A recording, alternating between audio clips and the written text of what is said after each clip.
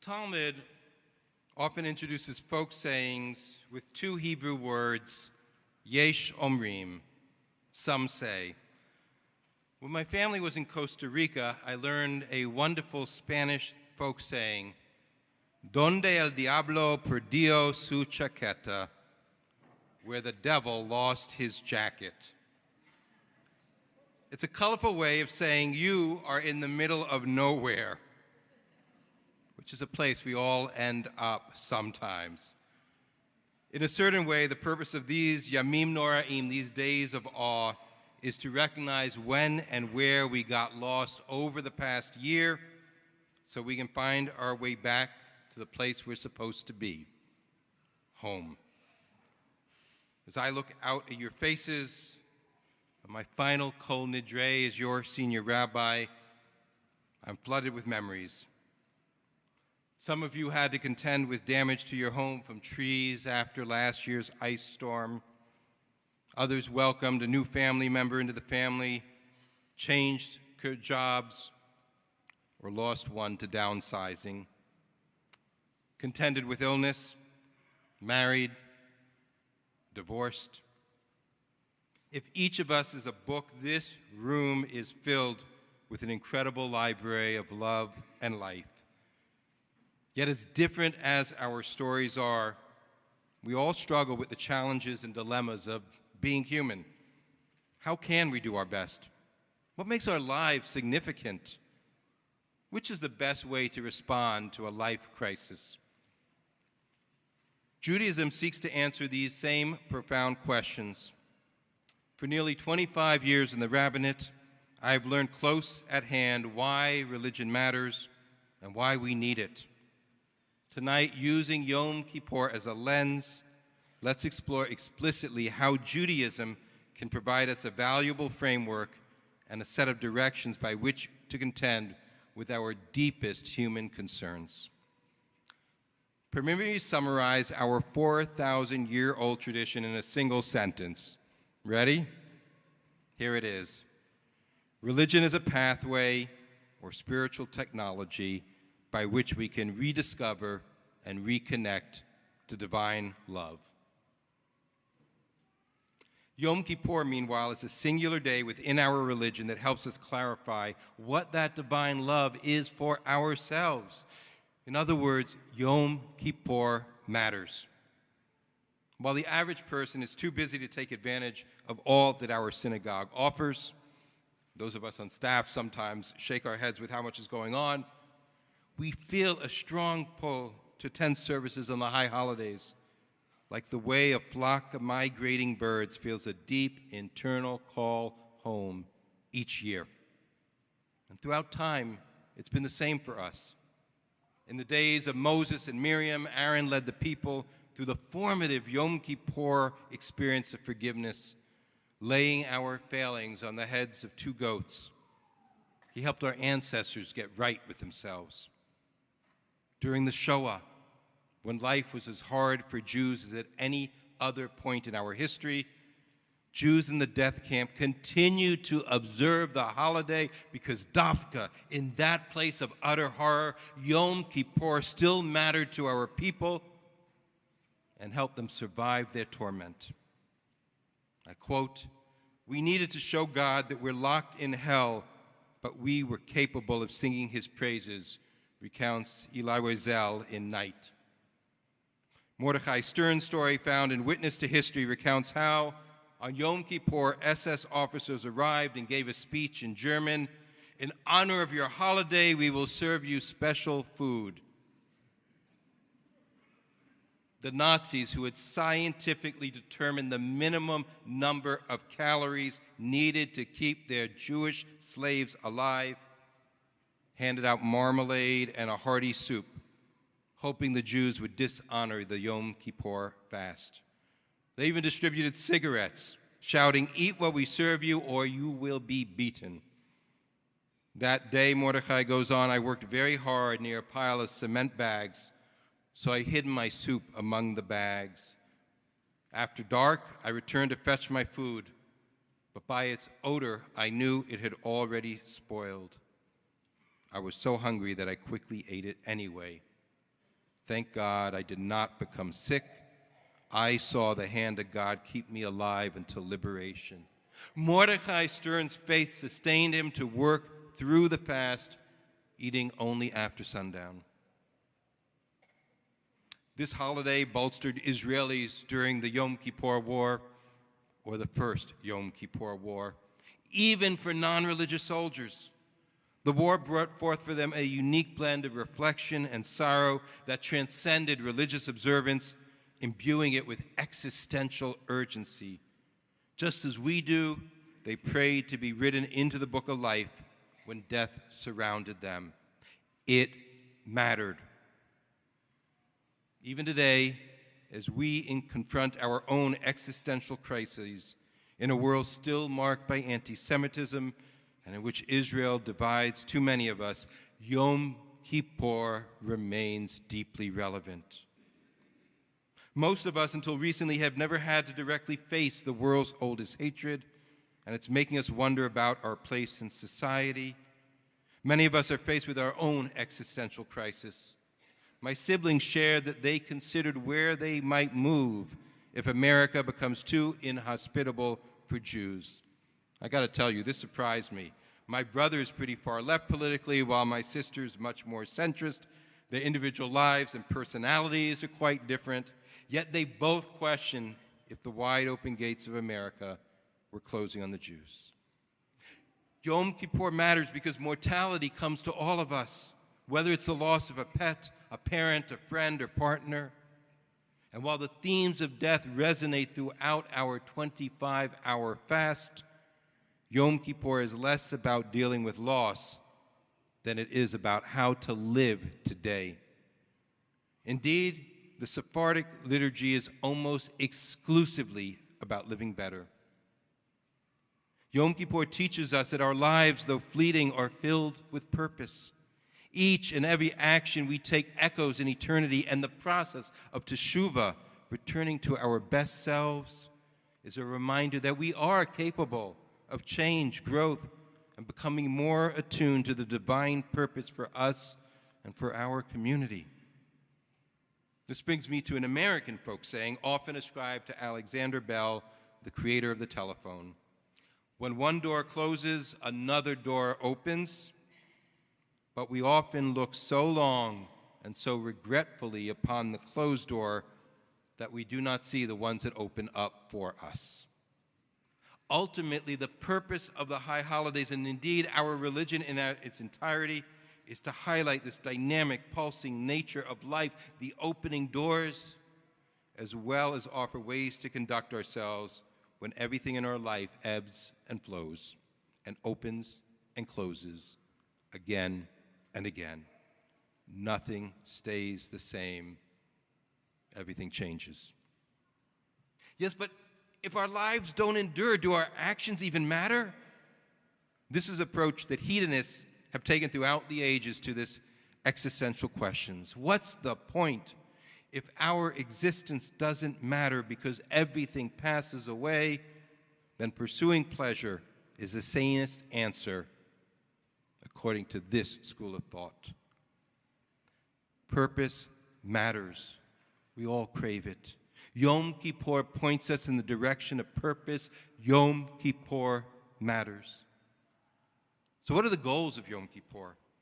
The hedonist approach, however, has not been the Jewish way.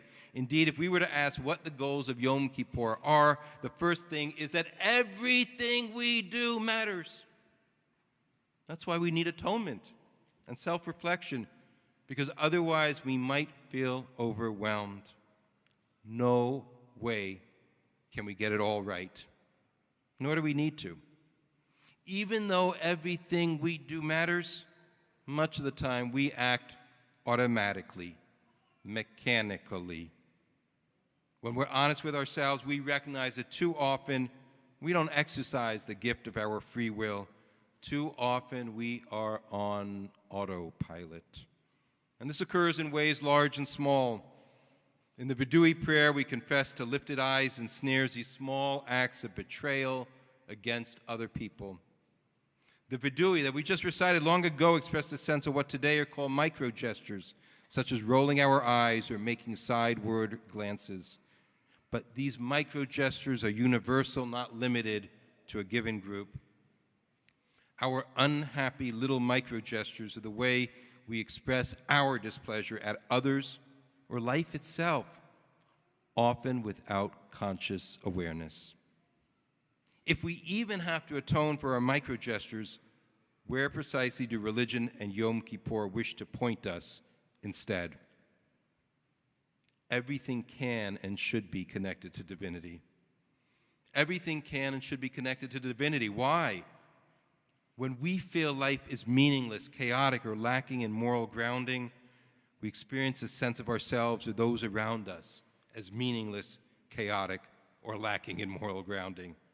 Life feels small, filled with worry, yet it is precisely because the world is suffused with divinity and God's love that life is deeply meaningful. Meditation is an essential spiritual practice for me. It's through my meditative practice that I've come to recognize and experience how we all are bathed in divine love. Not the shallow Hallmark card slogan love, but a transformative love that resides in the heart of Judaism, not as a motto, but as an outcome of rituals like Yom Kippur and Judaism. However, no one promised that attaining it would be easy. It takes practice to overcome the inertia of our dissatisfaction that revisits us no matter how accomplished we are, lurking and waiting to make us feel unhappy about ourselves, about others, or about the state of the world. That inner inertia and our own self-doubt is what makes it so hard to believe that our lives are suffused with love, let alone to experience it on a moment-to-moment basis. It takes work. Yet as both God and the Torah remind us in the book of Genesis, life is good. Religion and Yom Kippur offer us mechanisms to rediscover and reconnect with that sense of divine love. It's why by the end of this 24 or 25-hour fast, many of us will walk out of here feeling a little lighter. We'll feel cleansed of the terrible grip that the past holds on us. I've seen it in our faces every year. Why? Because we will have used the mechanisms of Yom Kippur necessary to get there. After years studying our tradition, I've concluded that one important goal of our tradition is to help us have more moments like that, where we square off with and shake free of our past mistakes. This sort of divine love comes as a second chance we give ourselves. The second chance we give ourselves. Increase a sense of freedom and expansiveness.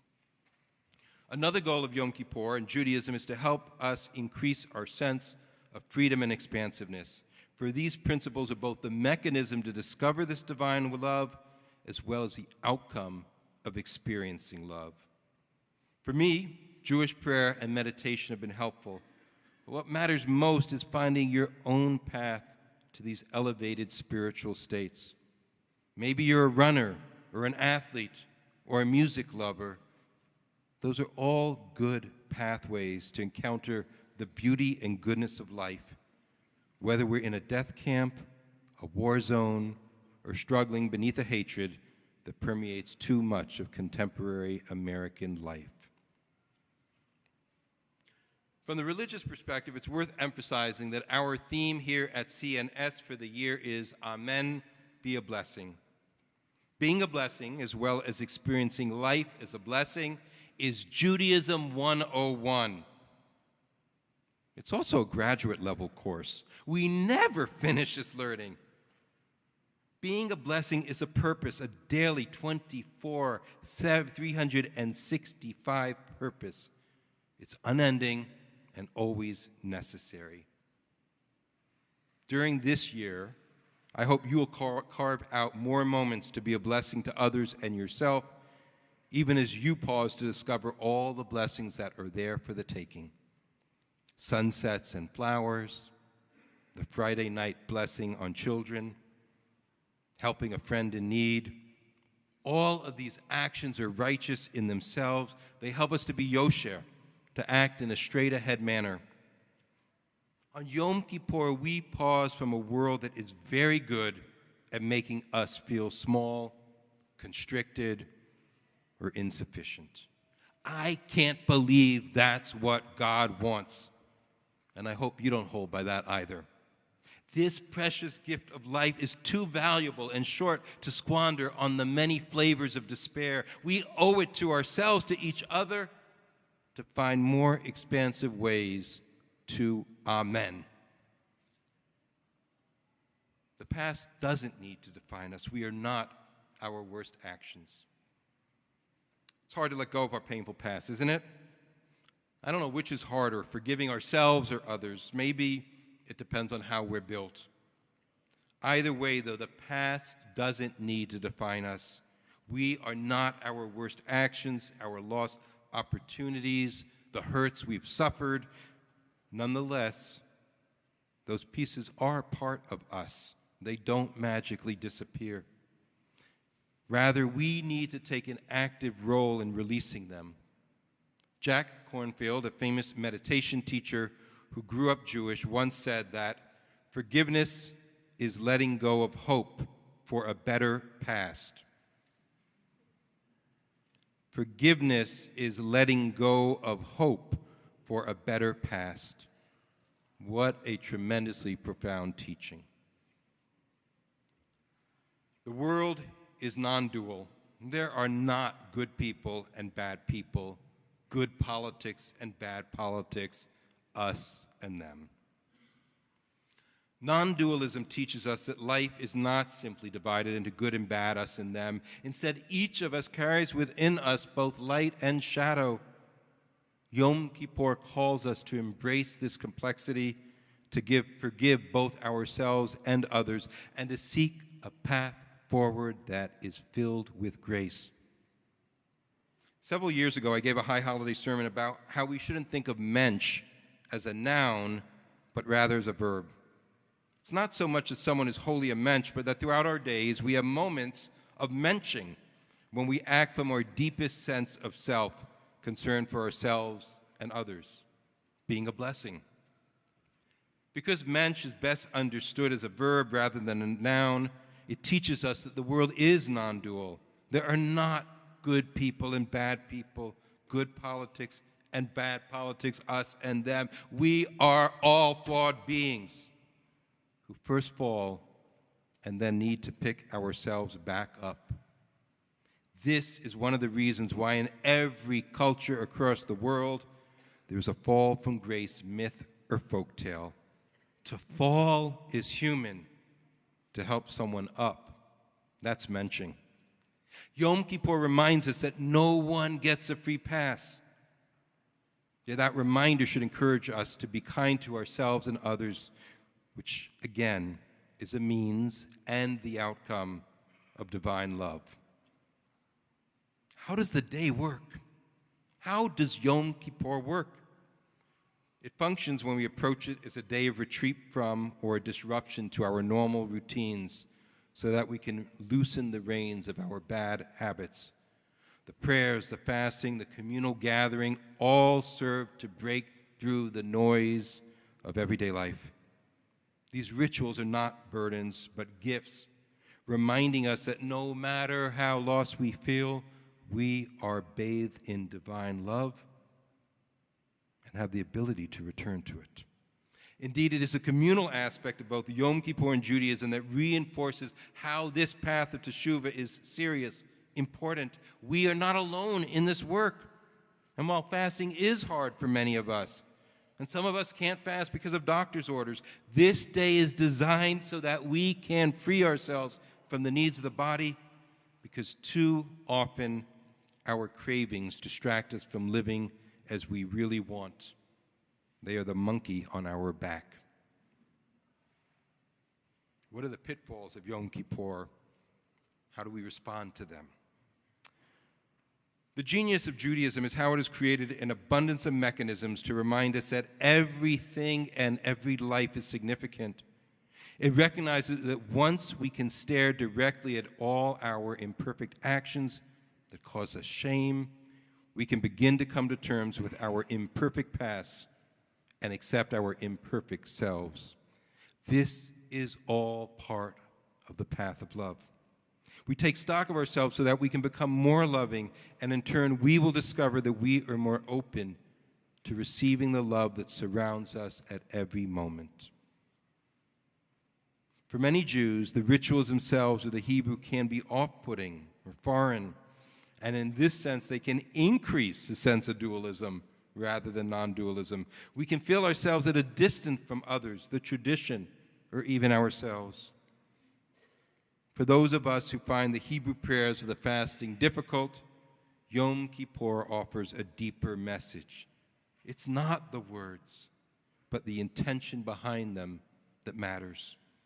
There's an old fable, I'm sure you've heard it, about an unlettered shepherd who attends Kol Nidre.